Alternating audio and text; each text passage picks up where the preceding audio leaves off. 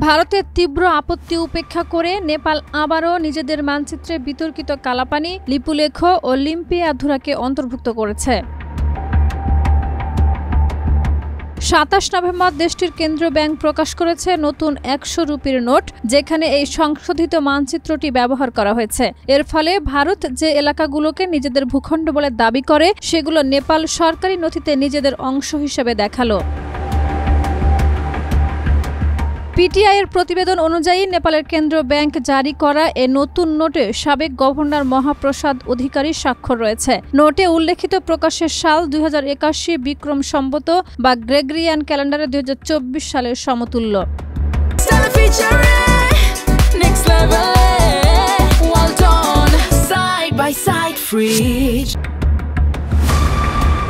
এর আগে কেপি শর্মা ওলির নেতৃত্বাধীন সরকার ২০২০ সালের মে মাসে সংসদের অনুমোদন নিয়ে দেশের মানচিত্র হালনাগাদ করেছিল। তাতেও এসব বিতর্কিত অঞ্চল অন্তর্ভুক্ত ছিল, যা দুই দেশের মধ্যে কূটনৈতিক উত্তেজনা তৈরি করেছিল। নতুন নোট প্রসঙ্গে নেপালের কেন্দ্রীয় ব্যাংকের এক মুখপাত্র জানিয়েছেন, পুরনো ১০০ রুপির নোটেও এই মানচিত্র ছিল। তবে সরকারের সিদ্ধান্ত অনুযায়ী এবার তা সংশোধন করে নতুনভাবে ছাপা হয়েছে।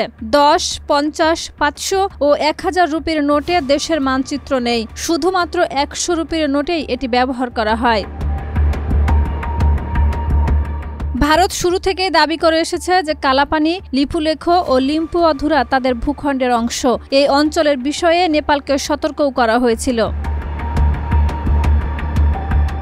২০২০ সালে ওলি সরকারের সময় যে বিতর্কিত মানচিত্র তৈরি হয়েছিল, গত বছরের মে মাসে সেটি প্রথমবার নেপালের নোটে ছাপা হয়। তখন ভারত এটিকে একতরফা ও অগ্রহণযোগ্য পদক্ষেপ বলে কঠোর আপত্তি জানিয়েছিল।